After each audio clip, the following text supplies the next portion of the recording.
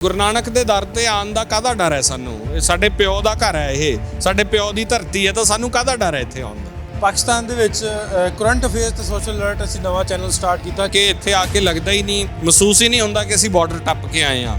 ਮੈਨੂੰ ਪੁੱਛਦੇ ਵੀ ਉਹ ਕੀ ਬਣਿਆ ਯਾਰ ਉਹਨਾਂ ਦਾ, ਮੈਂ ਕਿਹਾ ਹਾਲੇ ਹੁੰਦਾ ਯਾਰ ਉਹ ਸਾਲ ਹੋ ਗਿਆ ਵਿਚਾਰੇ ਸੜਕਾਂ ਤੇ ਬੈਠੇ ਵੀ ਜਿਵੇਂ ਬੜਾ ਹੌਕਾ ਭਰ ਕੇ ਨਹੀਂ ਹੁੰਦਾ। ਤੇ ਇਹ ਕਿਸਾਨ ਵਾਕਈ ਦੂਜਾ ਰੱਬ ਹੀ ਹੈ।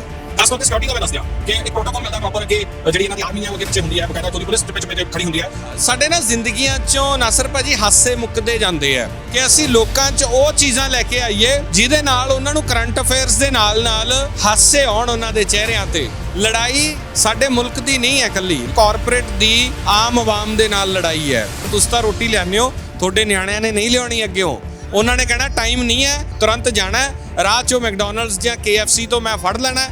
ਕਾਰਪੋਰੇਟ ਕਲਚਰ ਦੇਖੋ, ਅਸੀਂ ਪਹਿਲਾਂ ਗੁੜ ਦੀ ਚਾਹ ਪੀਂਦੇ ਸੀ, ਖੰਡ ਜ਼ਹਿਰ ਹੈ ਜਿਹੜਾ ਚਿੱਟਾ, ਉਹ ਸਾਡੇ ਘਰਾਂ 'ਚ ਵਾੜਤਾ ਇਹਨਾਂ ਨੇ।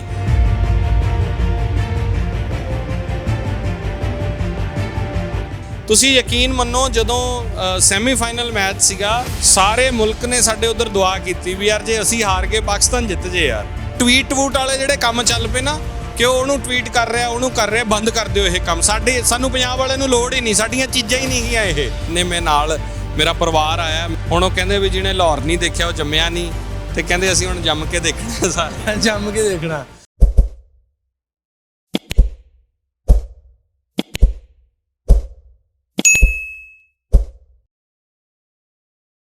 अस्सलाम वालेकुम तो सत श्री अकाल, मैं नासिर ढिल्लों। तुसी जुड़े हो इस ਵੇਲੇ ਸਾਡੇ ਚੈਨਲ ਸੋਸ਼ਲ ਅਲਰਟ, ਉਹਦੇ ਨਾਲ ਤੁਸੀਂ ਸਾਡੇ ਚੈਨਲ ਪੰਜਾਬੀ ਲਹਿਰ ਤੇ ਸਾਨੂੰ ਤੁਸੀਂ ਵੇਖ ਸਕਦੇ ਹੋ।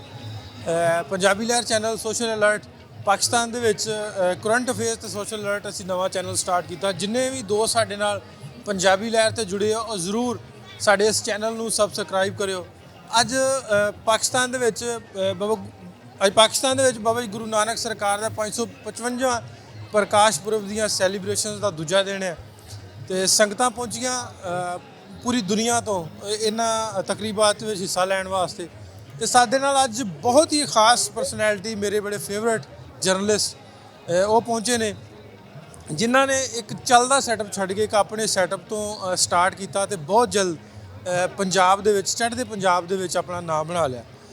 ਮੇਰੇ ਨਾਲ ਨੇ ਸਿਮਰਨਜੋਤ ਸਿੰਘ ਮੱਕਰ ਜੀ, ਔਨ 에ਅਰ ਚੈਨਲ ਦੇ CEO ਵੀ ਨੇ। अस्सलाम वालेकुम, सत श्री अकाल भाजी।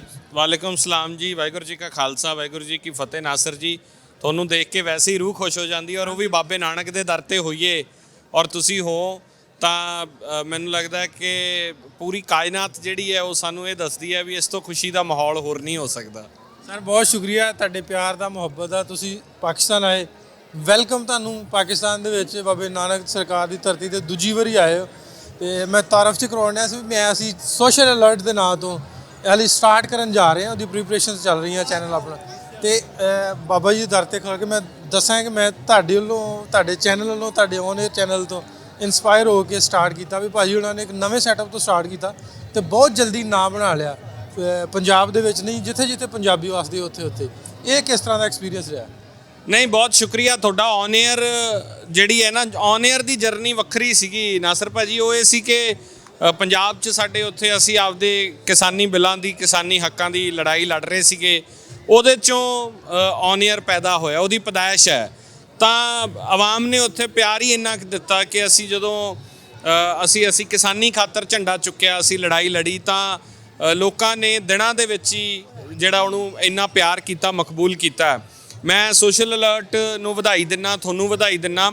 ਔਰ ਜਿਸ ਤਰ੍ਹਾਂ ਤੁਸੀਂ ਪੰਜਾਬੀ ਲਹਿਰ ਨੂੰ ਇੱਕ ਮੁਕਾਮ 'ਤੇ ਲੈ ਕੇ ਗਏ ਦੁਨੀਆ 'ਚ, ਜਿੱਥੇ ਵੀ ਪੰਜਾਬੀ ਵਸਦੇ ਨੇ, ਪੰਜਾਬੀ ਬੋਲਣ ਵਾਲੇ ਲੋਕ ਵਸਦੇ ਨੇ, ਉਹ ਨਾਸਰ ਢਿੱਲੋਂ ਦੇ ਨਾਂ ਤੋਂ ਵਾਕਫ ਨੇ, ਉਹ ਪੰਜਾਬੀ ਲਹਿਰ ਦੇ ਨਾਂ ਤੋਂ ਵਾਕਫ ਸੀ। ਔਰ ਮੈਂ ਉਮੀਦ ਕਰਦਾ ਕਿ ਹੁਣ ਇਸੇ ਕੜੀ ਦੇ ਵਿੱਚ ਜਿਹੜਾ ਸੋਸ਼ਲ ਅਲਰਟ ਹੈ ਉਹ ਵੱਡਾ ਮਾਰਕਾ ਮਾਰੂਗਾ।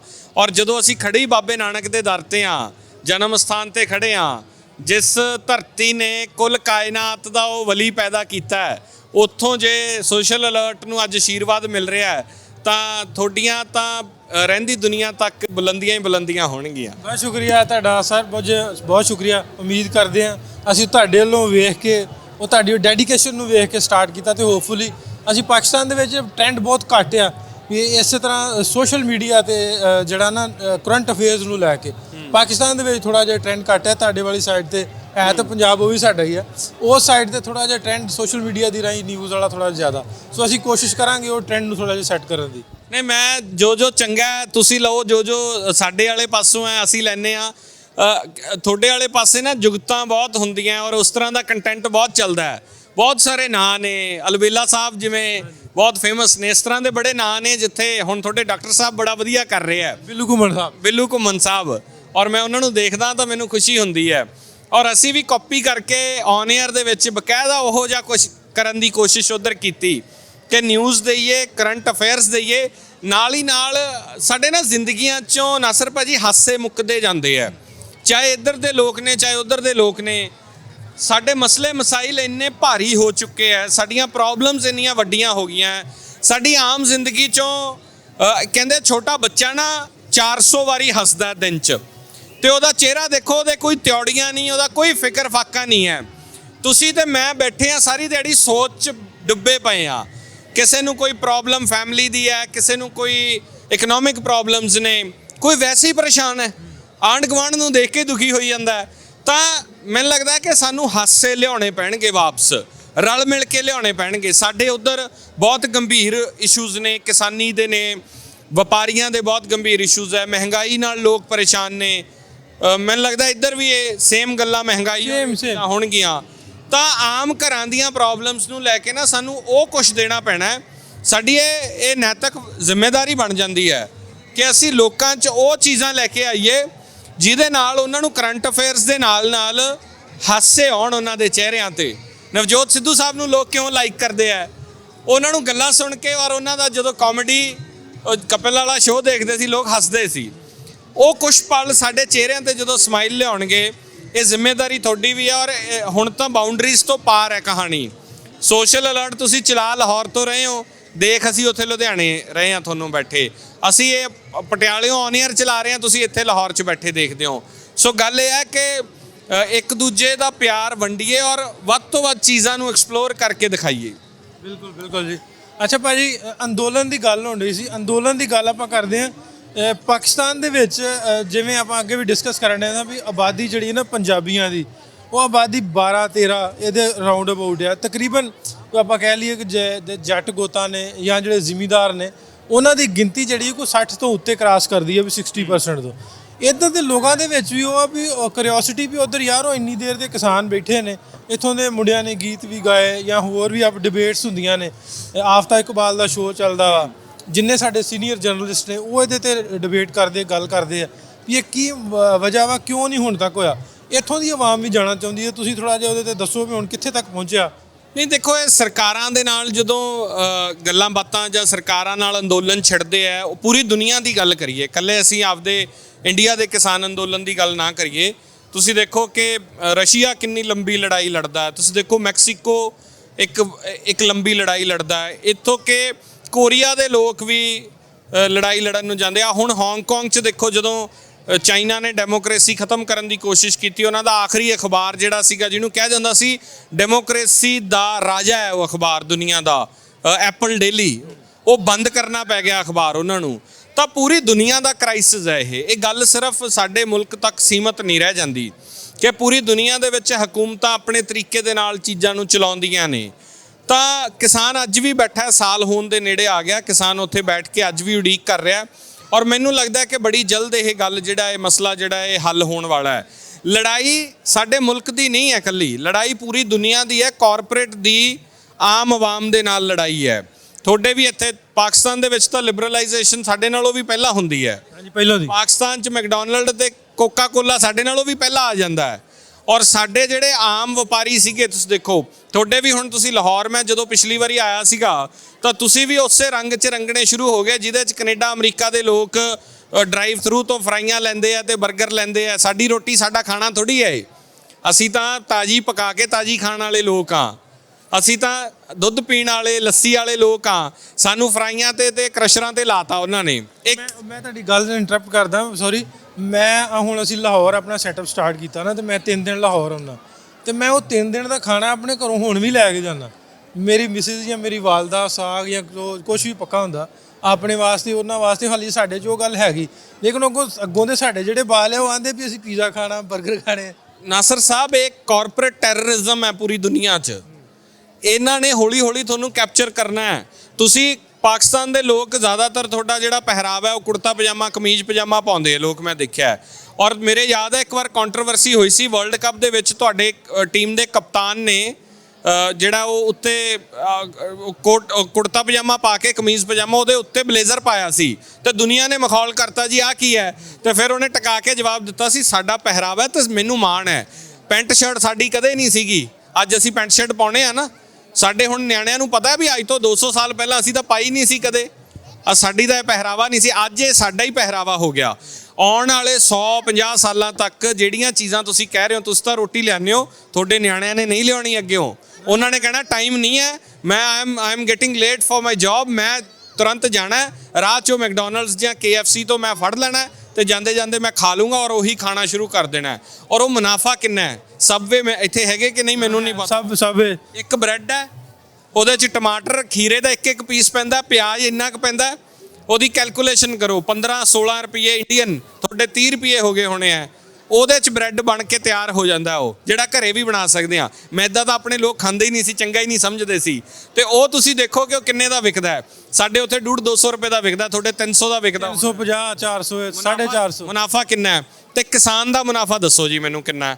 ਮੈਨੂੰ ਹੁਣੇ ਮੇਰੇ ਖਿਆਲ ਅੰਜੂਮ ਹੁਣੇ ਦੱਸ ਰਹੇ ਸੀਗੇ, ਅਸੀਂ ਗੱਲ ਕਰ ਰਹੇ ਸੀ, ਗੰਨਾ 240 ਰੁਪਏ, 240 ਦਾ ਤੁਹਾਡਾ ਇੱਥੇ ਕੁਇੰਟਲ, ਇੱਕ ਮਣ ਚ 40 ਕਿਲੋ। ਤੇ ਤੁਸੀਂ ਦੇਖੋ ਸਾਡੇ ਉੱਥੇ 360 ਰੁਪਏ ਕੁਇੰਟਲ ਹੈ 100 ਕਿਲੋ। ਤੇ ਤੁਸੀਂ ਦੱਸੋ ਖੰਡ ਕਿਸ ਭਾਅ ਵਿਕਣ ਲੱਗ ਗਈ?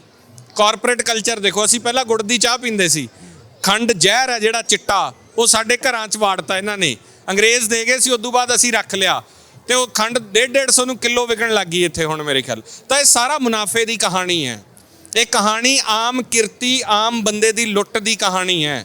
ਮੱਕੀ 650 ਨੂੰ ਕੁਇੰਟਲ ਰੁਲਦੀ ਪਈ ਹੈ ਤੇ ਜਿਹੜਾ ਪੀਜ਼ਾ ਖਾਂਦੇ ਆ ਆਪਾਂ ਕੰਟਰੀ ਪੀਜ਼ਾ ਹਟ ਤੋਂ, ਜਿਹਦੇ ਤੇ 4 ਪੀਸ ਏਡੇ ਏਡੇ ਨਿੱਕੇ ਨਿੱਕੇ ਲਾਏ ਹੁੰਦੇ ਆ, ਨਿਆਣੇ ਵੀ ਥੱਲੇ ਜੋ ਨਿਆਣੇ ਵੀ ਛੱਡ ਦਿੰਦੇ ਥੱਲੇ ਵਾਲਾ ਫੋਕ ਜਿਹੜਾ 1400 ਰੁਪਏ ਦਾ ਪੀਜ਼ਾ ਵਿਕਦਾ ਭਾਜੀ ਉਹ। ਤਾਂ ਇਸ ਗੱਲ ਨੂੰ ਸਮਝੀਏ ਕਿ ਇਹ ਲੜਾਈ ਇਕੱਲੇ ਇੰਡੀਆ ਦੀ ਲੜਾਈ ਨਹੀਂ ਹੈ, ਇਹ ਪੂਰੀ ਦੁਨੀਆ ਦੀ ਲੜਾਈ ਹੈ। ਇਹ ਕੋਈ ਨਰਿੰਦਰ ਮੋਦੀ ਦੀ ਜਾਂ ਪੰਜਾਬ ਦੇ ਕਿਸਾਨ ਦੀ ਲੜਾਈ ਨਹੀਂ ਹੈ। ਪੂਰੀ ਦੁਨੀਆ ਦਾ ਕਾਰਪੋਰੇਟ ਕਲਚਰ ਆਮ ਬੰਦੇ ਨੂੰ ਨੋਚਣ ਵਾਸਤੇ ਤਿਆਰ ਬੈਠਾ ਹੈ। ਵਾਲਮਾਰਟਸ ਆ ਗਏ, ਇੱਥੇ ਆਏ ਕਿ ਨਹੀਂ ਮੈਨੂੰ ਨਹੀਂ ਪਤਾ, ਸਾਡੇ ਉੱਥੇ ਸਾਰਾ ਕੁਝ ਹੈਗਾ। ਵੱਡੇ ਵੱਡੇ ਸਟੋਰਸ ਨੇ, ਆਮ ਵਪਾਰੀ ਜਿਹੜਾ ਉਹ ਮਰ ਗਿਆ ਵਿਚਾਰਾ। ਹੁਣ ਹੀ ਸਾਨੂੰ ਕਾਲ ਆਈ ਸੀ ਕਿ ਕੱਲ ਅਲ ਜਦੀਦ ਇੱਕ ਹਾਈਪਰ ਮਾਰਟ ਹੈ, ਉਹਦੀ ਓਪਨਿੰਗ ਹੈ, ਉੱਥੇ ਤੁਸੀਂ ਆਉਣਾ। ਮੈਂ ਕਿਹਾ ਜੀ ਅਸੀਂ ਤਾਂ ਨਹੀਂ ਆ ਸਕਦੇ, ਬਾਅਦ 'ਚ ਹਾਜ਼ਰ ਹੋਵਾਂਗੇ। ਤੁਸੀਂ ਹੁਣ ਇਹ ਦੱਸੋ ਕਿ ਜਿਹੜੀ ਕੋਕਾ ਕੋਲਾ ਬਾਜ਼ਾਰ 'ਚ 20 ਰੁਪਏ ਦੀ ਵਿਕਦੀ ਹੈ, ਉਹ ਉੱਥੋਂ 15 ਦੀ ਮਿਲ ਜਾਣੀ ਹੈ। ਉਹਨਾਂ ਨੇ ਬਲਕ 'ਚ ਮਾਲ ਚੱਕਿਆ। ਜਦੋਂ 15 ਦੀ ਵਿਕਣੀ ਹੈ, ਆਮ ਬੰਦਾ ਸੋਚਦਾ ਯਾਰ ਚੱਲ ਨਾਲੇ ਘਰ ਵਾਲੀ ਬੱਚਿਆਂ ਨੂੰ ਲੈ ਕੇ ਥੋੜਾ ਘੁੰਮ ਫਿਰ ਆਵਾਂਗੇ, ਨਾਲੇ ਉੱਥੇ ਟਰਾਲੀ ਚੱਕ ਕੇ ਨਾਲੇ ਚੀਜ਼ਾਂ ਵੱਧ ਲੈਣੇ ਆ ਚਾਰ। ਅੱਗੇ ਹੁੰਦਾ ਸੀਗਾ ਕਦੇ ਆਪਾਂ ਪੰਸਾਰੀ ਕੋਲੇ ਗਏ, ਉਹਨੂੰ ਕਿਹਾ ਵੀ ਪਾਈਆ ਆਹ ਦੇ ਦੇ, ਅੱਧਾ ਕਿਲੋ ਆਹ ਦੇ ਦੇ, ਜਿੰਨੀ ਲੋੜ ਹੈ ਉਨੀ ਚੀਜ਼ ਲੈ ਆਉਂਦੀ, ਬਾਕੀ ਦਾਣਾ ਘਰੇ ਹੁੰਦਾ ਸੀ ਬੰਦੇ ਦੇ। ਹੁਣ ਬੰਦਾ ਉਹ ਟਰਾਲੀ ਰੋੜਦਾ, ਜਵਾਕ ਉੱਥੇ ਚਾਕਲੇਟ ਨੂੰ ਵੀ ਹੱਥ ਪਾ ਲੈਂਦਾ, ਉਹ ਵੀ ਸੋਹਣਾ ਲੱਗਿਆ, ਉਹ ਵੀ ਉਹ ਪਾਈ ਜਾਓ, 5000 ਵਾਲਾ ਬਿੱਲ 15 ਦਾ ਬਣ ਜਾਂਦਾ ਹੈ। ਇਹ ਸਾਰੀ ਕਾਰਪੋਰੇਟ ਸਾਈਕੀ ਸਾਡੇ ਨਾਲ ਜਿਹੜੀ ਖੇਡਦੀ ਹੈ। ਸੋ ਜਿਹੜੀ ਤੁਸੀਂ ਕਿਸਾਨ ਅੰਦੋਲਨ ਦੀ ਨਾਸਰ ਭਾਜੀ ਗੱਲ ਕੀਤੀ ਹੈ ਨਾ, ਉਹ ਮੈਨੂੰ ਲੱਗਦਾ ਮਸਲਾ ਸਾਡੇ ਬੜਾ ਜਲਦ ਹੱਲ ਹੋਣ ਵਾਲਾ ਹੈ। ਕਿਸਾਨ ਇਸ ਲੜਾਈ ਨੂੰ ਜਿੱਤਣਗੇ। ਸਾਡੀ ਸਰਕਾਰ ਉਹਨਾਂ ਬਾਰੇ ਸੋਚ ਰਹੀ ਹੈ ਹੁਣ, ਔਰ 1 ਸਾਲ ਤੋਂ ਉਹ ਗਰਮੀ ਸਰਦੀ ਹਨੇਰੀ ਮੀਂਹ ਉੱਥੇ ਬੈਠੇ ਰਹੇ ਹੈ। ਹੁਣ 26 ਤਰੀਕ ਨੂੰ ਸਾਲ ਹੋਣ ਵਾਲਾ, ਸਾਨੂੰ ਉਮੀਦ ਹੈ ਕਿ ਆ 2-4 ਦਿਨਾਂ 'ਚ ਹੱਲ ਹੋ ਜੇ। ਨਹੀਂ ਹੋਊਗਾ ਤਾਂ ਵੀ ਉਹ ਬੈਠੇ ਨੇ, ਔਰ ਇੰਨੀ ਸਿਦਕ ਹੈ, ਇੰਨਾ ਕਮਾਲ ਦਾ ਉਹਨਾਂ ਦਾ ਜਿਗਰਾ ਹੈ ਕਿ ਤੁਸੀਂ ਦੇਖੋ ਕਿ 1 ਸਾਲ ਘਰ ਤੋਂ ਬਾਹਰ ਸੜਕਾਂ ਤੇ ਬੈਠਣਾ, ਤੇ ਇਹ ਕਿਸਾਨ ਵਾਕਈ ਦੂਜਾ ਰੱਬ ਹੀ ਹੈ। ਉਹ ਮੈਂ ਨਾ ਥੋੜ੍ਹੇ ਦਿਨ ਪਹਿਲਾਂ 3-4 ਦਿਨ ਪਹਿਲਾਂ ਕਿਸੇ ਬਜ਼ੁਰਗ ਨਾਲ ਗੱਲ ਹੋਣ ਡਈ ਸੀ, ਮੈਨੂੰ ਪੁੱਛਦੇ ਵੀ ਉਹ ਕੀ ਬਣਿਆ ਯਾਰ ਉਹਨਾਂ ਦਾ। ਮੈਂ ਕਿਹਾ ਹਾਲੇ ਉਹਦਾ ਯਾਰ ਉਹ ਸਾਲ ਹੋ ਗਿਆ ਵਿਚਾਰੇ ਸੜਕਾਂ 'ਤੇ ਬੈਠੇ ਵੀ, ਜਿਵੇਂ ਬੜਾ ਹੌਕਾ ਭਰ ਕੇ ਨਹੀਂ ਆਉਂਦਾ ਯਾਰ, ਉਹ ਬੜੀ ਜ਼ਿਆਦਤੀ ਕਰਨ ਡੇ ਯਾਰ। ਬਾਬਾ ਵੀ ਹਾਲਾਂਕਿ ਪਿੰਡਾਂ 'ਚ ਰਹਿਣ ਵਾਲੇ ਉਹਨਾਂ ਨੂੰ ਨਹੀਂ ਇੰਨਾ ਨਿਊਜ਼ ਦਾ ਪਤਾ, ਸੋਸ਼ਲ ਮੀਡੀਆ ਦਾ ਪਤਾ, ਫਿਰ ਵੀ ਉਹ ਫੁਟੇਜ ਆਉਂਦੀ ਹੈ ਕੋਈ ਤਰ੍ਹਾਂ ਕਿਤੋਂ ਆ ਜਾਂਦੀ ਹੈ, ਉਹ ਹੌਕਾ ਭਰ ਕੇ ਜਿਵੇਂ ਬੰਦਾ ਆਉਂਦਾ ਨਹੀਂ ਬੜੇ ਦੁੱਖ ਦੇ ਨਾਲ, ਯਾਰ ਇੰਨੀ ਦੇਰ ਹੋ ਗਈ ਉਹਨਾਂ ਕੀਤਾ ਹੀ ਕੁਛ ਨਹੀਂ। ਮੈਨੂੰ ਆਉਂਦਾ ਯਾਰ ਹੋਰ ਨਾ ਤੁਸੀਂ ਮੀਡੀਆ ਵਾਲੇ ਜੇ ਕੁਛ ਕਹੋ ਵੀ ਹੋਰ ਕੁਛ ਨਾ ਕਰਨ, ਇੰਨਾ ਹੀ ਕਰ ਦੇਣ, ਉਹਨਾਂ ਨੂੰ ਕੋਈ ਆਸਰਾ ਦੇ ਕੇ ਠਾ ਹੀ ਦੇਣ। ਬਜ਼ੁਰਗ ਨੇ, ਠੰਡ ਬੜੀ ਹੈ। ਮੈਂ ਨਾ ਐਸੀਆਂ ਕਹਾਣੀਆਂ ਨੇ ਕਿ 1 ਸਾਲ ਦੇ ਅੰਦਰ ਅੱਜ ਵੀ ਸਾਡਾ ਗੱਚ ਭਰਿਆ ਆਉਂਦਾ ਜਦੋਂ ਅਸੀਂ ਯਾਦ ਕਰਦੇ ਹਾਂ। ਮੇਰੇ ਯਾਦ ਹੈ ਅਸੀਂ ਨਾ ਅੰਦੋਲਨ ਨੂੰ 2-3 ਦਿਨ ਹੋਏ ਸੀ ਦਿੱਲੀ ਪਹੁੰਚਿਆ ਨੂੰ ਸਾਨੂੰ। ਅਸੀਂ ਪਿੱਛੇ ਬੈਠੇ ਸੀ ਸਟੇਜ ਦੇ ਤੇ ਲੋਕਾਂ ਨੇ ਦਸਵੰਧ ਕੱਢਣੇ ਸ਼ੁਰੂ ਕੀਤੇ। ਕੋਈ ਕੁਛ ਲੈ ਕੇ ਆਇਆ, ਕੋਈ ਕੁਛ। ਇੱਕ ਬਹੁਤ ਗਰੀਬ ਬਜ਼ੁਰਗ ਆਦਮੀ ਮਸਾਂ ਤੁਰਿਆ ਜਾਂਦਾ ਸੀ, ਪਾਟੇ ਕੱਪੜੇ, ਉਹ ਆਇਆ ਤੇ ਇੱਕ ਬਹੁਤ ਪੁਰਾਣਾ ਮੈਲਾ ਬੈਗ ਲੈ ਕੇ ਤੇ ਉਹਨੇ ਕਿਹਾ ਵੀ ਪੁੱਤ ਆਲੋ ਲੈ ਲਓ। ਤੇ ਅਸੀਂ ਪਿੱਛੇ ਖੜੇ ਸੀ, ਅਸੀਂ ਦੇਖਣ ਲੱਗ ਗਏ ਕਿ ਬਾਪੂ ਇਹ ਕੀ ਹੈ। ਕਹਿੰਦਾ ਵੀ ਅੰਦੋਲਨ 'ਚ ਮੇਰਾ ਨਾ ਹਿੱਸਾ ਪਾ ਦਿਓ। ਤੇ ਅਸੀਂ ਕਿਹਾ ਬਾਪੂ ਤੂੰ ਕੀ ਕਰਦਾ? ਕਹਿੰਦਾ ਮੈਂ ਰਕਸ਼ਾ ਚਲਾਉਣਾ। ਤੇ ਉਹ ਰਕਸ਼ਾ ਚਲਾ ਕੇ ਤੁਸੀਂ ਦੇਖੋ, ਮੇਰੇ ਖਿਆਲ ਉਹ ਲੁਧਿਆਣੇ ਦਾ ਜਾਂ ਪਟਿਆਲੇ ਦਾ ਸੀ, ਦਿੱਲੀ 300 ਮੀਲ ਤੱਕ ਉਹ ਰਕਸ਼ਾ ਚਲਾ ਕੇ ਬਾਪੂ ਉੱਥੋਂ ਤੱਕ ਪਹੁੰਚਿਆ। ਔਰ ਸਾਰੀ ਉਮਰ ਦੀ ਉਹਨੇ ਜਿਹੜੀ ਕੋਈ 2 ਰੁਪਏ 5 ਰੁਪਏ ਕਦੇ ਬਚਾਏ ਹੋਣੇ ਆ, ਉਹਨੇ ਨਾ ਟੇਬਲ ਤੇ ਐ ਸਾਰਾ ਬੈਗ ਉਹ ਖਿਲਾਰਤਾ। 17,000 ਰੁਪਈਆ ਉਹਦੇ ਚੋਂ ਨਿਕਲਿਆ ਭਾਜੀ। ਸਾਰੀ ਉਹਦੀ ਜ਼ਿੰਦਗੀ ਲੱਗ ਗਈ ਹੋਣੀ ਆ 17,000 ਕਮਾਉਂਦਿਆਂ। ਪਾਟੇ ਪੁਰਾਣੇ ਨੋਟ, ਸਾਡੀਆਂ ਅੱਖਾਂ ਭਰ ਆਈਆਂ ਸੀ, ਮੋੜੇ ਵੀ ਨਹੀਂ ਬਾਪੂ ਤੂੰ ਰਹਿਣ ਦੇ। ਉਹਨੇ ਕਿਹਾ ਨਾ ਇਹ ਮੇਰਾ ਦਸਵੰਧ ਹੈ, ਮੈਂ ਮਰ ਜਾਣਾ ਪਰ ਮੈਂ ਲੇਖੇ ਲਾ ਗਿਆ ਆਪਦਾ ਜ਼ਿੰਦਗੀ। ਇਸ ਤਰ੍ਹਾਂ ਦੀਆਂ ਅਣਗਿਣਤ ਕਹਾਣੀਆਂ। 700 ਤੋਂ ਵੱਧ ਸਾਡੇ ਉੱਥੇ ਸ਼ਹਾਦਤਾਂ ਹੋਈਆਂ ਜੀ। ਲੋਕ ਸਾਡੇ ਜਿਹੜੇ ਉਸ ਅੰਦੋਲਨ 'ਚ ਸ਼ਹੀਦ ਹੋਏ ਆ, ਉਹਨਾਂ ਨੂੰ ਨਮਨ ਕਰਦੇ ਆ। ਔਰ ਇਹ ਕੁਦਰਤ ਨੇ, ਪਰਮਾਤਮਾ ਨੇ ਕਿਸਾਨ ਨੂੰ ਹੀ ਕੋਈ ਐਸੀ ਚਮੜੀ ਵੱਖਰੀ ਦਿੱਤੀ ਹੈ ਜਿਹੜਾ ਉੱਥੇ ਬੈਠਾ ਹੈ। ਦੁਨੀਆ ਵਾਪਸ ਆ ਗਈ, ਬੜੇ ਬੜੇ ਲੋਕ ਗਏ ਘੁੰਮਣ ਫਿਰਨ ਉੱਥੇ, ਦੇਖਣ ਵੀ ਕੀ ਚੱਲ ਰਿਹਾ, ਵਾਪਸ ਆ ਗਏ। ਕਈ ਦੋਸ਼ ਲੱਗੇ ਕਿ ਤੁਸੀਂ ਫੰਡਿੰਗ ਲੈਂਦੇ ਹੋ, ਬਾਹਰੋਂ ਆਏ ਹੋ, ਬਹੁਤ ਕੁਝ ਹੋਇਆ। ਪਰ ਚਲੋ ਉਹ ਵੀ ਸਾਡੀਆਂ ਹੀ ਸਰਕਾਰਾਂ ਨੇ, ਸਾਡਾ ਹੀ ਮੁਲਕ ਹੈ। ਮੈਂ ਤਾਂ ਮਖੌਲ ਕਰੀ ਜਾਂਦਾ ਸੀ ਰਾਤ ਥੋੜ੍ਹੇ ਜਿਹੇ ਨਾ ਇੱਥੇ ਪ੍ਰਬੰਧ ਐਤਕੀ ਗੜਬੜ ਹੋ ਗਏ। ਉਧਰ ਤੇ ਇੱਧਰ ਦੇ ਲੇਟ ਵਾਵਾ ਹੋ ਗਏ ਨਾ, ਦੋਵਾਂ ਪਾਸੇ ਵਾਵਾ ਹੋ ਗਏ। ਉਧਰੋਂ ਵੀ ਲੇਟ ਹੋ ਗਏ, ਇੱਥੇ ਆ ਕੇ ਵੀ ਰਾਤ ਕਿਤੇ ਕਮਰੇ ਕੁਮਰੇ ਨਹੀਂ ਮਿਲੇ। ਤੇ ਜਦੋਂ ਕਮਰੇ ਨਹੀਂ ਮਿਲੇ ਤੇ ਸਾਰੇ ਬਹਿ ਗਏ ਤੇ ਗੁੱਸਾ ਕਰਦੇ ਸੀ ਵੀ ਯਾਰ ਆਹ ਕੀ ਐਤਕੀ ਪ੍ਰਬੰਧ ਨਹੀਂ ਚੰਗੇ ਫਲਾਣਾ ਨੇ। ਉਹ ਮੈਂ ਕਿਹਾ ਟਿਕ ਜੋ, ਅੰਦੋਲਨ 'ਚ ਵੀ ਤਾਂ ਕੱਟੇ ਹੈ ਨਾ ਦਿਨ। ਦਿੱਲੀ ਟਰਾਲੀਆਂ ਤੇ ਪਰਾਲੀ ਪਾ ਕੇ ਜਾਂ ਸੜਕਾਂ ਤੇ ਪਰਾਲੀ ਪਾ ਕੇ ਉੱਤੇ ਪਏ ਰਹੇ ਆ ਨਾ, ਉਹ ਵੀ ਭਾਜੀ ਨਵੀਂ ਨਾਲ ਉੱਤੋਂ ਧੁੰਦ ਆਉਂਦੀ ਸੀ ਤੇ ਉਹਨਾਂ ਦਿਨਾਂ 'ਚ ਵੀ ਪਏ ਰਹੇ ਆ। ਇਹ ਵੀ ਗੁਰੂ ਦੇ ਦਰ ਤੇ ਆਏ ਆ, ਕੋਈ ਨਹੀਂ 2 ਦਿਨ ਐਵੇਂ ਹੀ ਕੱਟੇ ਜਾਣਗੇ। ਸੋ ਮੈਂ ਫਿਰ ਤੁਹਾਨੂੰ ਵਧਾਈ ਦਿੰਦਾ ਕਿ ਇਸ ਮਾਧਿਅਮ ਨੂੰ ਇੰਨਾ ਉੱਚਾ ਲੈ ਕੇ ਜਾਇਓ ਕਿ ਪੂਰੀ ਦੁਨੀਆ ਦੀ ਪੰਜਾਬੀਅਤ ਦੀ ਗੱਲ ਤੁਸੀਂ ਕਰੋ। ਮੈਂ ਚਾਹੁੰਦਾ ਕਿ ਤੁਸੀਂ ਸਿਰਫ ਪਾਕਿਸਤਾਨ ਤੱਕ ਸੀਮਤ ਨਾ ਰਹੋ। ਪੂਰੀ ਦੁਨੀਆ ਜਿੱਥੇ ਜਿੱਥੇ ਪੰਜਾਬੀ ਵਸਦਾ, ਉਹ ਕਿਸੇ ਵੀ ਮੁਲਕ ਦਾ ਹੋਵੇ, ਕਿਸੇ ਵੀ ਮਜ਼ਹਬ ਦਾ ਹੋਵੇ, ਤੁਸੀਂ ਉਹਦੀ ਆਵਾਜ਼ ਬਣੋ। ਬਿਲਕੁਲ ਜ਼ਰੂਰ ਜੀ, ਤੁਹਾਡੇ ਨਕਸ਼ੇ ਕਦਮ ਤੇ ਚੱਲਾਂਗੇ। ਉਹ ਜਿਵੇਂ ਮੈਂ ਅੱਗੇ ਤੁਹਾਨੂੰ ਬਿਹਾਈਂਡ ਦਾ ਕੈਮਰਾ ਦੱਸਣ ਡਿਆ ਹਾਂ ਵੀ ਉਹ ਜਿਸ ਤਰ੍ਹਾਂ ਔਕੜ ਥੋੜ੍ਹੀ ਜਿਹੀ ਆਈ, ਮੁਸ਼ਕਲ ਆਈ ਤੁਹਾਨੂੰ ਪਹੁੰਚਣ ਲੱਗਿਆ ਕਮਰਿਆਂ ਦੀ, ਕਿਉਂਕਿ ਗਿਣਤੀ ਜ਼ਿਆਦਾ ਹੁੰਦੀ ਨਾ, ਤਾਦਾਦ ਜ਼ਿਆਦਾ ਵਾ। 3000 ਬੰਦਾ 4000 ਕਰਨਾ, ਉਹਨੂੰ ਅਕੋਮੋਡੇਟ ਕਰਨ 'ਚ ਟਾਈਮ ਲੱਗਦਾ। ਜਾਂ ਚਲੋ ਬਾਰਡਰ 'ਤੇ ਉੱਧਰੋਂ ਵੀ ਇੱਧਰੋਂ ਵੀ ਲੇਟ ਹੋ ਗਏ। ਉਹ ਸੇਮ ਇਹ ਵਾਕਿਆ ਮੇਰੇ ਨਾਲ ਉਮਰਾ ਕਰਨ ਗਿਆ ਹੋਇਆ ਸੀ। ਤੇ ਉਹ ਪਹਿਲੇ ਦਿਨ ਤੇ ਥੋੜ੍ਹਾ ਜਿਹਾ ਬੰਦਾ ਐਗਜ਼ਾਸਟ ਹੁੰਦਾ, ਥੋੜ੍ਹਾ ਜਿਹਾ ਗੁੱਸਾ ਹੁੰਦਾ। ਫਿਰ ਉਹ ਆਸਤਾ ਆਸਤਾ ਜਦੋਂ ਖਾਨਾ ਕਾਬਾ ਗਏ, ਮਦੀਨਾ ਸ਼ਰੀਫ ਗਏ, ਉਹ ਸਾਰਾ ਕੁਝ ਭੁੱਲ ਗਿਆ। ਤੇ ਇਹੀ ਗੱਲ ਹੈ ਵੀ ਇਹ ਵੀ ਤੁਹਾਨੂੰ ਹੁਣ ਭੁੱਲ ਹੀ ਜਾਣਾ। ਨਹੀਂ ਭੁੱਲ ਜਾਣਾ ਹੈ ਜੀ, ਪਰਮਾਤਮਾ ਮਿਹਰ ਕਰੇ। ਔਰ ਇੱਥੇ ਗੁਰੂ ਦੇ ਦਰ ਤੇ ਆ ਕੇ ਸਾਰਿਆਂ ਨੂੰ ਚਾਅ ਸੀਗਾ। ਹੁਣ ਦੂਜਾ ਚਾਅ ਇਹ ਹੈ ਕਿ ਲਾਹੌਰ ਦੇਖਣਾ। ਜਿੰਨੇ ਮੈਂ ਨਾਲ ਮੇਰਾ ਪਰਿਵਾਰ ਆਇਆ, ਮੇਰੇ ਵਾਲਦ ਵਾਲਦੈਨ ਸਾਰੇ ਮੇਰੇ ਜਿੰਨੇ ਨਾਲ ਆਏ ਨੇ, ਮੈਂ ਲੈ ਕੇ ਆਇਆ। ਔਰ ਉਹ ਕਹੀ ਜਾਂਦੇ ਆ ਕਿ ਅਸੀਂ ਹੁਣ ਗੁਰੂ ਦੇ ਦਰ ਦੇ ਦਰਸ਼ਨ ਹੋ ਗਏ। ਹੁਣ ਉਹ ਕਹਿੰਦੇ ਵੀ ਜਿਹਨੇ ਲਾਹੌਰ ਨਹੀਂ ਦੇਖਿਆ ਉਹ ਜੰਮਿਆ ਨਹੀਂ। ਤੇ ਕਹਿੰਦੇ ਅਸੀਂ ਹੁਣ ਜੰਮ ਕੇ ਦੇਖਣਾ, ਸਾਰੇ ਜੰਮ ਕੇ ਦੇਖਣਾ। ਕਿਸ ਤਰ੍ਹਾਂ ਦਾ ਰਿਹਾ ਸਰ ਆਉਣ ਦਾ ਐਕਸਪੀਰੀਅੰਸ? ਪਿਛਲੀ ਵਾਰੀ ਵੀ ਆਏ, ਜਾ ਕੇ ਮੈਂ ਵੀਡੀਓਜ਼ ਵੇਖਦਾ ਹਾਂ ਤੁਹਾਡੀਆਂ, ਉਹ ਤੁਹਾਡਾ ਮੇਰੀ ਵੀ ਉੱਤੇ ਥੋੜ੍ਹੀ ਜਿਹੀ ਗੱਲ ਹੋਈ। ਪਿਛਲਾ ਐਕਸਪੀਰੀਅੰਸ ਤੇ ਹੋਣ ਵਾਲਾ ਜੇ ਕਰ ਲਈਏ, ਮੁਆਜ਼ਨਾ ਕਰ ਲਈਏ ਵੀ ਅਵਾਮੀ ਪਾਕਿਸਤਾਨ ਦੀ ਆਵਾਮ ਵੱਲੋਂ ਵੀ ਤੁਸੀਂ ਲੋਕਾਂ 'ਚ ਵਿਚਰੇ ਗਏ ਵੀ, ਕੀ ਐਟੀਟਿਊਡ ਲੋਕਾਂ ਦਾ ਤੁਸੀਂ ਪਾਇਆ? ਨਹੀਂ, ਆਵਾਮ ਬਹੁਤ ਪਿਆਰ ਦਿੰਦੀ ਹੈ ਜੀ। ਮੈਂ ਤਾਂ ਅਕਸਰ ਇਹ ਕਹਿਣਾ ਕਿ ਇੱਥੇ ਆ ਕੇ ਲੱਗਦਾ ਹੀ ਨਹੀਂ, ਮਹਿਸੂਸ ਹੀ ਨਹੀਂ ਹੁੰਦਾ ਕਿ ਅਸੀਂ ਬਾਰਡਰ ਟੱਪ ਕੇ ਆਏ ਹਾਂ। ਮੈਨੂੰ ਤਾਂ ਇਹ ਲੱਗਦਾ ਬਾਰਡਰ ਹੈ ਹੀ ਨਹੀਂ ਜਦੋਂ ਇੱਥੇ ਆਉਣੇ ਆ। ਇੰਨਾ ਕੁ ਮੁਹੱਬਤ, ਇੰਨੀ ਕੁ ਪਿਆਰ, ਲੋਕ ਉੱਡ ਕੇ ਮਿਲਦੇ ਆ ਕੇ। ਕਈਆਂ ਨੂੰ ਅਸੀਂ ਸਿਆਣਦੇ ਤੱਕ ਨਹੀਂ। ਕਈਆਂ ਨੇ ਨਾ ਸਾਡੇ ਹੁਣੇ ਤੁਸੀਂ ਖੜੇ ਸੀ ਇੱਕ ਵੀਰ ਫੋਟੋ ਜਿਹੜੇ ਕਰਾ ਕੇ ਗਏ ਆ, ਮੈਂ ਨਹੀਂ ਜਾਣਦਾ ਸੀ ਉਹ ਕੌਣ ਹੈ, ਪਰ ਇੱਧਰ ਉਹ ਦੇਖਦੇ ਹੋਣਗੇ। ਸਿੰਧ ਤੋਂ ਕਈ ਬੰਦੇ ਆਏ, ਉਹਨਾਂ ਨੇ ਮੈਨੂੰ ਕਿਹਾ ਕਿ ਅਸੀਂ ਤੁਹਾਨੂੰ ਦੇਖਦੇ ਹੁੰਦੇ ਆ। ਪਿਸ਼ਾਵਰ ਵਾਲਿਆਂ ਨੇ ਕਿਹਾ ਕਿ ਅਸੀਂ ਦੇਖਦੇ ਹਾਂ। ਤਾਂ ਉਹ ਇੱਕ ਖੁਸ਼ੀ ਦਾ ਅਹਿਸਾਸ ਹੀ ਵੱਖਰਾ ਹੈ। ਔਰ ਉਹ ਮੁਹੱਬਤ ਹੈ ਜਿਹੜੀ, ਉਹ ਵਿਚਾਰਿਆਂ ਦਾ ਵੱਸ ਨਹੀਂ ਚੱਲਦਾ। ਉਹ ਕਹਿੰਦੇ ਕਿ ਸਾਡੇ ਘਰ ਚੱਲੋ, ਨਾਲ ਘਰ ਹੈ, ਅਸੀਂ ਘਰ ਲੈ ਜਾਣਾ ਚਾਹੁੰਦੇ ਹਾਂ। ਹੁਣ ਕੁਛ ਇੱਕ ਪ੍ਰੋਟੋਕੋਲ ਦੀਆਂ ਮਜਬੂਰੀਆਂ ਨੇ ਕਿ ਅਸੀਂ ਨਹੀਂ ਜਾ ਸਕਦੇ। ਕਈ ਬੰਦੇ ਵਿਚਾਰੇ ਇਸ ਗੱਲੋਂ ਕਿ ਤੁਸੀਂ ਡਿਨਰ 'ਤੇ ਆਓ, ਤੁਸੀਂ ਲੰਚ 'ਤੇ ਆਓ, ਤਾਂ ਉਹ ਪ੍ਰੋਟੋਕੋਲ ਦੀਆਂ ਮਜਬੂਰੀਆਂ ਹੈ। ਪਰ ਜਿਹੜੀ ਇਹ ਮੁਹੱਬਤ ਹੈ, ਔਰ ਹੌਲੀ ਹੌਲੀ ਮੈਨੂੰ ਲੱਗਦਾ ਹੈ ਕਿ ਇੰਟਰਨੈਸ਼ਨਲੀ ਵੀ ਚੀਜ਼ਾਂ ਠੀਕ ਹੋ ਰਹੀਆਂ, ਬਹੁਤ ਫਰਕ ਪੈ ਰਿਹਾ। ਕਰਤਾਰਪੁਰ ਸਾਹਿਬ ਦਾ ਲਾਂਘਾ ਮੁੜ ਤੋਂ ਖੁੱਲ੍ਹ ਗਿਆ। ਮੈਂ ਸਾਰੀ ਸਿੱਖ ਸੰਗਤ ਨੂੰ, ਨਾਨਕ ਨਾਮ ਲੇਵਾ ਨੂੰ ਵਧਾਈ ਦਿੰਦਾ। ਦੋਵਾਂ ਮੁਲਕਾਂ ਦੀਆਂ ਸਰਕਾਰਾਂ ਨੂੰ ਵਧਾਈ ਦਿੰਦਾ ਕਿ ਉਹਨਾਂ ਨੇ ਫਿਰ ਦੁਬਾਰਾ ਇਹ ਉਪਰਾਲਾ ਕੀਤਾ, ਖੋਲ੍ਹਿਆ। ਇਮਰਾਨ ਖਾਨ, ਨਵਜੋਤ ਸਿੱਧੂ ਦਾ ਜਿਹੜਾ ਇੱਕ ਮੁਹੱਬਤ ਦੀ ਗੱਲ ਚੱਲੀ ਸੀ, ਉਹਦੀ ਦੁਬਾਰਾ ਚਰਚਾ ਹੋਈ ਹੈ। ਔਰ ਮੈਨੂੰ ਲੱਗਦਾ ਕਿ ਇਸ ਧਰਤੀ ਤੇ ਆ ਕੇ ਤੁਹਾਨੂੰ ਬਗਾਨਾ ਨਹੀਂ ਮਹਿਸੂਸ ਹੋਊਗਾ। ਜਿਹੜੇ ਲੋਕ ਸਾਡੇ ਥੋੜਾ ਬਹੁਤ ਕੋਈ ਡਰ ਰੱਖਦੇ ਆ, ਜਿਹੜਾ ਥੋੜਾ ਬਹੁਤ ਮਨ 'ਚ ਵਹਿਮ ਹੈ ਕਿ ਕੋਈ ਦਿੱਕਤ ਹੈ, ਕੋਈ ਇੱਥੇ ਆ ਕੇ ਕੁਛ ਹੈ ਸਿਕਿਉਰਿਟੀ ਕੰਸਰਨ ਤੋਂ, ਖਾਸ ਤੌਰ ਤੇ ਸਿਕਿਉਰਿਟੀ ਦਾ ਮੈਂ ਦੱਸ ਦਿਆਂ ਕਿ ਇੱਕ ਪ੍ਰੋਟੋਕੋਲ ਮਿਲਦਾ ਪ੍ਰੋਪਰ। ਅੱਗੇ ਜਿਹੜੀ ਇਹਨਾਂ ਦੀ ਆਰਮੀ ਹੈ ਉਹ ਅੱਗੇ ਪਿੱਛੇ ਹੁੰਦੀ ਹੈ, ਬਕਾਇਦਾ ਇੱਥੋਂ ਦੀ ਪੁਲਿਸ ਚੱਪੇ ਚੱਪੇ ਤੇ ਖੜੀ ਹੁੰਦੀ ਹੈ।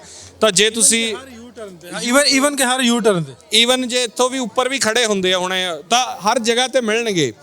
ਤਾਂ ਇਸ ਕਰਕੇ ਇਸ ਗੱਲੋਂ ਜਮਾਂ ਨਾ ਡਰੋ। ਜੇ ਤੁਸੀਂ ਇੱਥੇ ਆਉਣਾ ਚਾਹੁੰਦੇ ਹੋ, ਤੁਸੀਂ ਆਪਣਾ ਅਪਲਾਈ ਕਰੋ, ਤੁਹਾਨੂੰ ਵੀਜ਼ਾ ਮਿਲਦਾ, ਜ਼ਰੂਰ ਆਓ। ਗੁਰੂ ਨਾਨਕ ਦੇ ਦਰ ਤੇ ਆਉਣ ਦਾ ਕਾਹਦਾ ਡਰ ਹੈ ਸਾਨੂੰ? ਇਹ ਸਾਡੇ ਪਿਓ ਦਾ ਘਰ ਹੈ, ਇਹ ਸਾਡੇ ਪਿਓ ਦੀ ਧਰਤੀ ਹੈ, ਤਾਂ ਸਾਨੂੰ ਕਾਹਦਾ ਡਰ ਹੈ ਇੱਥੇ ਆਉਣ ਦਾ? ਬਿਲਕੁਲ। ਮੈਨੂੰ ਵੀ ਕੁਐਸਚਨ ਆਉਂਦਾ ਹੁੰਦਾ ਨਾ, ਬਾਹਰ ਜਿਹੜੇ ਖਾਸ ਤੌਰ ਤੇ ਸੰਗਤ ਬੈਠੀ ਆ ਵੀ ਆਈਏ ਤਾਂ ਕੋਈ ਪ੍ਰੋਬਲਮ ਤਾਂ ਨਹੀਂ ਹੈ। ਮੈਂ ਕਿਹਾ ਯਾਰ ਅਸੀਂ ਗੱਲ ਕਰਦੇ ਹੁੰਦੇ ਵੀ ਵੀਡੀਓਜ਼ ਤੁਸੀਂ ਵੇਖ ਲਓ। ਇੱਕ ਪ੍ਰੋਬਲਮ ਆਉਂਦੀ ਹੈ ਜੀ, ਮਿੱਠਾ ਬਹੁਤ ਖਵਾਉਂਦੇ ਆ, ਜਲੇਬੀਆਂ ਤੇ ਖੀਰ ਖਾ ਖਾ ਕੇ ਜੇ ਤੁਸੀਂ 2-4 ਕਿਲੋ ਵਜਨ ਨਾ ਵਧਾ ਕੇ ਗਏ ਤਾਂ ਮੇਰਾ ਨਾਂ ਵਟਾ ਦਿਓ ਤੁਸੀਂ। ਪ੍ਰੋਬਲਮ ਹੈਗੀ ਹੈ ਜੀ ਇੱਥੇ, ਬਹੁਤ ਵੱਡੀ ਪ੍ਰੋਬਲਮ ਹੈ ਕਿ ਖਵਾਉਣਗੇ ਬਹੁਤ ਜ਼ਿਆਦਾ ਤੁਹਾਨੂੰ, ਔਰ ਪਿਆਉਣ ਵਾਲਾ ਕੰਮ ਹੈ ਨਹੀਂ ਇੱਥੇ। ਇਹ ਤਾਂ ਇੱਕ ਤਾਂ ਗੁਰੂ ਨਾਨਕ ਦਾ ਦਰ ਹੈ, ਇੱਕ ਦੂਸਰਾ ਨਾ ਇੱਥੇ ਹੋਰ ਕਨਸੈਪਟ ਹੀ ਹੈ ਨਾ, ਇਹ ਤੁਹਾਡੇ ਤੇ ਉਹ ਬੋਤਲ ਨੂੰ ਬੋਤਲ ਕਹਿੰਦੇ ਨੇ, ਸਾਡੇ ਵੈਸੇ ਕੋਲਡ ਡਰਿੰਕ ਨੂੰ ਬੋਤਲ ਕਹਿੰਦੇ ਵੀ ਉਹ ਸਰਦਾਰ ਜੀ ਤੁਹਾਨੂੰ ਬੋਤਲ ਪਿਆਈਏ। ਅੱਛਾ। ਤੇ ਉਧਰ ਵਾਲੇ ਸਰਦਾਰ ਸਮਝ ਲੈਂਦੇ ਵੀ ਉਹ ਕਹਿੰਦੇ। ਖੈਰ ਇਹ ਗੱਲ ਮੈਂ ਇੱਥੇ ਕਰਦਾ ਵੀ ਚੰਗਾ ਨਹੀਂ ਲੱਗਦਾ ਕਿ ਆਪਾਂ ਗੁਰੂ ਦੇ ਦਰ ਤੇ ਖੜੇ ਹਾਂ, ਪਰ ਹਾਂ ਇਸ ਮੁਲਕ ਦੀ ਇੱਕ ਖੂਬਸੂਰਤੀ ਅਸੀਂ, ਮੈਂ ਕੱਲ ਇੱਕ ਡਿਸਕਸ ਕਰ ਰਿਹਾ ਸੀ ਕਿ ਤੁਹਾਡੇ ਨਾ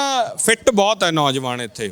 ਜੇ ਇੱਕ ਜਰਨਲ ਜੀ ਸਰਸਰੀ ਨਿਗਾਹ ਮਾਰੀਏ ਨਾ ਤਾਂ ਮੁੰਡੇ ਬਹੁਤ ਫਿੱਟ ਨੇ, ਹਾਈਟ ਬਹੁਤ ਹੈ ਉਹਨਾਂ ਦੀ ਔਰ ਫਿਜ਼ੀਕ ਵਾਈਜ਼ ਬਹੁਤ ਫਿੱਟ ਨੇ। ਤੁਸੀਂ ਕ੍ਰਿਕਟ ਟੀਮ 'ਚ ਹੀ ਲਾ ਲਓ, ਤੁਹਾਡੇ ਬੋਲਰ ਕਿੰਨੇ 6.5 ਫੁੱਟੇ ਹੁੰਦੇ ਆ ਔਰ ਬੜੇ ਤੇਜ਼ ਬੋਲਰਸ ਨੇ। ਉਹਦਾ ਮੈਂ ਕਾਰਨ ਇੱਕ ਇਹ ਅਬਜ਼ਰਵ ਕੀਤਾ ਕਿ ਇੱਥੇ ਮੁਲਕ ਦੇ ਵਿੱਚ ਨਾ ਵੱਡੇ ਪੱਧਰ ਤੇ, ਹਾਲਾਂਕਿ ਮੈਨੂੰ ਇਹ ਪਤਾ ਹੈ ਕਿ ਪਿੰਡਾਂ ਪੁੰਡਾਂ 'ਚ ਕੱਢ ਕੁੱਢ ਲੈਂਦੇ ਮਾੜੀ ਮੋਟੀ, ਉੱਥੇ ਚੱਲਦਾ ਹੈ ਕੰਮ, ਪਰ ਆਮ ਤੌਰ ਤੇ ਇੱਕ ਰੋਜ਼ ਵਾਲਾ ਕੰਮ ਨਹੀਂ ਹੈ ਵੀ ਸ਼ਾਮ ਨੂੰ ਲੋਕਾਂ ਨੇ ਬਹਿਣਾ ਹੀ ਬਹਿਣਾ ਹੈ। ਐਲਕੋਹਲ ਫ੍ਰੀ ਕੰਟਰੀ ਜਿਹੜੀ ਹੈ ਨਾ, ਇਹਦਾ ਬਹੁਤ ਵੱਡਾ ਇੱਕ ਮੈਨੂੰ ਲੱਗਦਾ ਹੈ ਕਿ ਤੁਹਾਡੀ ਮਾਨਸਿਕਤਾ ਤੇ ਤੁਸੀਂ ਮੈਂਟਲੀ ਬੜੇ ਫਰੈਸ਼ ਰਹਿੰਦੇ ਹੋ ਔਰ ਤੁਹਾਡੀ ਫਿਜ਼ੀਕ ਦੇ ਉੱਤੇ ਇਹਦਾ ਬੜਾ ਬਿਹਤਰ ਅਸਰ ਹੈ, ਚੰਗਾ ਅਸਰ ਹੈ। ਜਦ ਕਿ ਬਾਕੀ ਥਾਵਾਂ ਤੇ ਤੁਸੀਂ ਦੇਖੋ, ਈਵਨ ਅਮਰੀਕਨਸ ਦੇਖੋ ਕਿੰਨੇ ਮੋਟੇ ਹੋ ਜਾਂਦੇ ਆ, ਬਲਕੀ ਹੋ ਜਾਂਦੇ ਆ, ਔਰ ਇੱਥੋਂ ਦੇ ਲੋਕਾਂ 'ਚ ਫੁਰਤੀ ਔਰ ਜਿਹੜੀ ਇਹ ਚੀਜ਼ ਇਸ ਕਰਕੇ ਮੈਨੂੰ ਲੱਗਦੀ ਹੈ ਕਿ ਵਨ ਆਫ ਦਾ ਰੀਜ਼ਨਸ ਹੈ, ਕੱਲਾ ਰੀਜ਼ਨ ਨਹੀਂ ਹੈ, ਇਹ ਵੀ ਹੋ ਸਕਦਾ। ਸੋ ਇਹ ਖੂਬਸੂਰਤੀ ਹੈ। ਅੱਛਾ ਭਾਜੀ, ਜਿਹੜੇ ਪਾਕਿਸਤਾਨ ਦੇ ਵਿੱਚ ਤੁਹਾਡੀ ਆਡੀਅנס ਹੈ ਵੇਖਣ ਵਾਲੇ, ਉਹਨਾਂ ਨੂੰ ਕੀ ਪੈਗਾਮ, ਤੇ ਜਿਹੜੇ ਹੋਰ ਦੋਸਤ ਹੋਣਾ ਚਾਹੁੰਦੇ ਉਹਨਾਂ ਨੂੰ ਤੇ ਪੈਗਾਮ ਦੇ ਦਿੱਤਾ ਵੀ ਸਿਕਿਉਰਿਟੀ ਵਾਈਜ਼ ਕੋਈ ਪ੍ਰੋਬਲਮ ਨਹੀਂ ਹੈ? ਇੱਥੋਂ ਦੇ ਤੁਹਾਡੇ ਜਿਹੜੀ ਵਿਊਅਰਸ਼ਿਪ ਹੈ ਉਹਨਾਂ ਨੂੰ? ਮੈਂ ਨਾ ਪਿਛਲੀ ਵਾਰੀ ਵੀ ਇਹ ਗੱਲ ਕਹੀ ਸੀ ਕਿ ਦੋਵਾਂ ਪਾਸੇ ਦਾ ਜਿਹੜਾ ਨੈਸ਼ਨਲ ਮੀਡੀਆ ਹੈ ਨਾ, ਉਹਨੂੰ ਦੇਖਣਾ ਘਟਾਓ। ਦੋਵਾਂ ਪਾਸਿਆਂ ਦੇ ਲੋਕ, ਪਾਕਿਸਤਾਨ ਵਾਲੇ ਵੀ ਘਟਾਓ। ਹੁਣ ਮੈਂ ਵਰਲਡ ਕੱਪ ਦੌਰਾਨ ਤੁਹਾਨੂੰ ਬਹੁਤ ਫੋਲੋ ਕੀਤਾ, ਤੁਹਾਡੇ ਚੈਨਲਸ ਨੂੰ, ਜਿਹੜੇ ਨੈਸ਼ਨਲ ਵਾਲੇ ਹੈ। ਬੇਫਜ਼ੂਲ ਗੱਲਾਂ ਹੁੰਦੀਆਂ ਉੱਥੇ, ਨਫ਼ਰਤ ਵਧਾਉਣ ਵਾਲੀਆਂ ਗੱਲਾਂ ਹੁੰਦੀਆਂ। ਤੁਸੀਂ ਯਕੀਨ ਮੰਨੋ, ਜਦੋਂ ਸੈਮੀਫਾਈਨਲ ਮੈਚ ਸੀਗਾ, ਸਾਰੇ ਮੁਲਕ ਨੇ ਸਾਡੇ ਉਧਰ ਦੁਆ ਕੀਤੀ ਵੀ ਯਾਰ ਜੇ ਅਸੀਂ ਹਾਰ ਗਏ ਪਾਕਿਸਤਾਨ ਜਿੱਤ ਜੇ ਯਾਰ, ਔਰ ਅਸੀਂ ਟੀਵੀ ਤੇ ਲੱਗੇ ਹੋਏ ਸੀ ਉਸ ਦਿਨ ਦੇਖਣ ਕਿ ਯਾਰ ਪਾਕਿਸਤਾਨ ਜਿੱਤ ਜੇ ਕਿਸੇ ਤਰੀਕੇ, ਕਿ ਯਾਰ ਅਸੀਂ ਨਹੀਂ ਲਿਆ ਸਕੇ ਕੱਪ। ਐਤਕੀ ਮੁੰਡੇ ਬਹੁਤ ਸੋਹਣਾ ਖੇਡੇ ਆ ਯਾਰ, ਕਮਾਲ ਖੇਡੇ ਆ। ਤੁਸੀਂ ਰੀਜਨਲ ਦੇਖੋ, ਪੰਜਾਬ ਦੀ ਆਵਾਮ ਜਿਹੜੀ ਸਾਨੂੰ ਸੁਣਦੀ ਹੈ, ਮੈਨੂੰ, ਨਾਸਿਰ ਭਾਈ ਨੂੰ, ਤੁਸੀਂ ਸਿਰਫ ਸਾਨੂੰ ਨਹੀਂ, ਤੁਸੀਂ ਰੀਜਨਲ ਮੀਡੀਆ ਜਿੰਨੇ ਨੌਜਵਾਨ ਹੋਰ ਕੰਮ ਕਰ ਰਹੇ ਉਹਨਾਂ ਦਾ ਸਾਥ ਦਿਓ ਤਾਂ ਕਿ ਚੰਗਾ ਕੰਟੈਂਟ ਤੁਹਾਡੀਆਂ ਜੜ੍ਹਾਂ ਨਾਲ ਜੁੜਿਆ ਹੋਇਆ ਲੈ ਕੇ ਆਉਣ। ਆ ਨੈਸ਼ਨਲ ਇੰਟਰਨੈਸ਼ਨਲ ਹੇਟਰਡ ਨਾ ਹੋਵੇ, ਨਫ਼ਰਤ ਜਿਹੜੀ ਹੈ ਨਾ। ਮੈਂ ਨਾ ਜਦੋਂ ਮੈਚ ਹੋਇਆ ਨਾ ਇਹਦੇ ਨਾਲ, ਅਫਗਾਨਿਸਤਾਨ ਨਾਲ, ਇੰਡੀਆ ਨਾਲ, ਖਾਸ ਤੌਰ ਤੇ ਇੰਡੀਆ ਨਾਲ ਹੋਇਆ ਨਾ ਮੈਚ ਪਾਕਿਸਤਾਨ ਜਿੱਤ ਲਿਆ, ਮੈਂ ਪੋਸਟ ਪਾਈ ਵੀ ਜਿਹਦੇ ਵਿੱਚ ਨੇ ਜੱਫੀ ਪਾਈ ਕੋਹਲੀ ਨੇ ਪਾਕਿਸਤਾਨੀ ਖਿਡਾਰੀਆਂ ਨੂੰ, ਤੇ ਉਹ ਮੈਂ ਪੋਸਟ ਕੀਤੀ ਤੇ ਮੈਨੂੰ ਮੈਸੇजेस ਆਏ ਉਹਦੇ ਵਿੱਚ, ਹਿੰਦੂ ਵੀ ਸਰਦਾਰ ਵੀ, ਮੈਨੂੰ ਕੋ ਪੰਜਾਬੀ ਲੈ ਤੇ ਜਾਂ ਮੇਰੇ ਪਰਸਨਲ ਤੇ ਕੋਈ 2 ਤੋਂ 2.5 ਹਜ਼ਾਰ ਲੋਕਾਂ ਨੇ ਮੁਬਾਰਕਬਾਦੀ ਦਿੱਤੀ। ਤੇ ਮੈਨੂੰ ਵੇਖ ਕੇ ਬੜਾ ਵਧੀਆ ਲੱਗਾ ਵੀ ਇਸ ਤਰ੍ਹਾਂ ਦਾ ਜਸਟਰ ਹੋਣਾ ਚਾਹੀਦਾ ਵੀ ਇੱਕ ਦੂਜੇ ਨੂੰ ਮੁਬਾਰਕਾਂ ਤੋਂ ਬਜਾਏ ਇੱਕ ਦੂਜੇ ਦੀ ਨਫ਼ਰਤ ਬਣਾਓ। ਇਸ ਤਰ੍ਹਾਂ ਹੀ ਹੋਣਾ ਚਾਹੀਦਾ ਭਾਜੀ। ਸਾਨੂੰ ਰਿਜ਼ਵਾਨ ਦੀ ਇੱਕ ਮੈਂ ਵੀਡੀਓ ਦੇਖ ਰਿਹਾ ਸੀਗਾ, ਤੁਸੀਂ ਦੇਖੀ ਕਿ ਨਹੀਂ? ਛੋਟੀ ਬੱਚੀ, ਥੋੜੀ ਉਹ ਫਿਜ਼ੀਕਲੀ ਡਿਸੇਬਲਡ ਸੀ, ਉਹਨੂੰ ਮਿਲਣਾ ਚਾਹੁੰਦੀ ਸੀ। ਉਹ ਇੱਕ ਦਿਨ ਪਹਿਲਾਂ ਬਿਮਾਰ ਹੋ ਗਿਆ, ਉੱਥੇ ਅਸੀਂ ਦੁਆਵਾਂ ਕਰ ਰਹੇ ਸੀ ਵੀ ਇਹ ਠੀਕ ਹੋ ਜਾਏ ਯਾਰ, ਸਵੇਰੇ ਮੈਚ ਖੇਡਣਾ ਹੈ। ਤੁਸੀਂ ਦੇਖੋ ਕਿ ਗਰਾਊਂਡ ਤੇ ਪਿਆਰ ਕਿੰਨਾ ਪਰ ਸ਼ੋਅ ਕਿੱਦਾਂ ਕੀਤਾ ਜਾਂਦਾ। ਸੋ ਇਹ ਟਵੀਟ ਵਾਲੇ ਜਿਹੜੇ ਕੰਮ ਚੱਲ ਪਏ ਨਾ, ਕਿ ਉਹਨੂੰ ਟਵੀਟ ਕਰ ਰਿਹਾ, ਉਹਨੂੰ ਕਰ ਰਿਹਾ, ਬੰਦ ਕਰ ਦਿਓ ਇਹ ਕੰਮ। ਸਾਨੂੰ ਪੰਜਾਬ ਵਾਲਿਆਂ ਨੂੰ ਲੋੜ ਹੀ ਨਹੀਂ, ਸਾਡੀਆਂ ਚੀਜ਼ਾਂ ਹੀ ਨਹੀਂ ਗੀਆਂ ਇਹ। ਸਾਡੀਆਂ ਤਾਂ ਇਹ ਹੈ ਕਿ ਅਸੀਂ ਮੁਹੱਬਤ, ਦੁਆ, ਪਿਆਰ ਇੱਕ ਦੂਜੇ ਤੋਂ ਹੀ ਰੱਖੀਏ। ਅਗਲੀ ਵਾਰੀ ਪਾਕਿਸਤਾਨ 'ਚ 2025 'ਚ ਚੈਂਪੀਅਨ ਟਰਾਫੀ ਹੋਣੀ ਹੈ, ਵੀਜ਼ੇ ਖੁੱਲ੍ਹ ਕੇ ਦੇ ਦਿਆ ਜੇ, ਅਸੀਂ ਦੇਖਣ ਵੀ ਆਵਾਂਗੇ ਤੇ ਅਸੀਂ ਕੋਸ਼ਿਸ਼ ਕਰਾਂਗੇ ਫਾਈਨਲ ਵੀ ਲਾਹੌਰ 'ਚ ਹੋਵੇ ਤੇ ਦੋਨਾਂ ਮੁਲਕਾਂ ਦਾ ਹੋ ਜਾਏ, ਇੰਡੀਆ ਪਾਕਿਸਤਾਨ ਦਾ। ਹਾਂ ਕੀ ਬਾਤ। ਮਗਰ ਸਾਹਿਬ ਬਹੁਤ ਸ਼ੁਕਰੀਆ। ਇੱਕ ਗੱਲਬਾਤ ਤੁਹਾਡੇ ਨਾਲ ਹੋਈ ਅੱਜ। ਇੱਕ ਗੱਲਬਾਤ ਆਪਾਂ ਅੱਜ ਪਹਿਲਾ ਦਿਨ ਤੁਹਾਡਾ ਉਦਣ ਕਰਨੀ ਹੈ ਜਦੋਂ ਤੁਸੀਂ ਜਾਣਾ ਆ, ਤੁਹਾਡੇ ਪੇਰੈਂਟਸ ਦਾ, ਤੁਹਾਡੇ ਵਿਊਜ਼ ਤੇ ਵੀ ਗੱਲ ਕਰਾਂਗੇ। ਬਹੁਤ ਸ਼ੁਕਰੀਆ ਤੁਹਾਨੂੰ ਟਾਈਮ ਦੇਣ ਦਾ, ਪਾਕਿਸਤਾਨ ਆਉਣ ਦਾ। ਉਮੀਦ ਕਰਦੇ ਹਾਂ ਤੁਹਾਡਾ ਵਿਜ਼ਿਟ ਵਧੀਆ ਤੁਹਾਨੂੰ ਲੱਗੇਗਾ ਇਨਸ਼ਾਅੱਲਾ। ਜਿੰਨੇ ਵੀ ਸਾਡੇ ਨਾਲ ਜੁੜੇ ਨੇ ਪੰਜਾਬੀ ਲਹਿਰ ਤੇ ਸੋਸ਼ਲ ਅਲਰਟ ਤੇ, ਇਸ ਸਾਡੇ ਚੈਨਲ ਨੂੰ ਜ਼ਰੂਰ ਸਬਸਕ੍ਰਾਈਬ ਕਰਿਓ, ਸਾਡੀ ਇਸ ਵੀਡੀਓ ਨੂੰ ਸ਼ੇਅਰ ਕਰਨਾ ਨਾ ਭੁੱਲਿਓ। ਇਸੇ ਤਰ੍ਹਾਂ ਹੀ ਹੋਰ ਲੋਕਾਂ ਦੇ ਨਾਲ ਜਿਹੜੇ ਇੰਡੀਆ ਤੋਂ ਆਏ ਨੇ ਉੱਠ ਕੇ, ਜਿਹੜੇ ਪਾਕਿਸਤਾਨ ਦੇ ਵਿਜ਼ਿਟ ਵਾਸਤੇ ਆਏ ਨੇ, ਉਹਨਾਂ ਨਾਲ ਗੱਲਬਾਤ ਕਰਕੇ ਤੁਹਾਡੇ ਨਾਲ ਸ਼ੇਅਰ ਕਰਦੇ ਰਹਾਂਗੇ। ਅਗਲੇ ਪ੍ਰੋਗਰਾਮ ਤੱਕ ਲਈ ਨਾਸਰ ਢਿੱਲੋਂ ਨੂੰ ਇਜਾਜ਼ਤ ਦਿਓ। ਰੱਬ ਰੱਖਾ।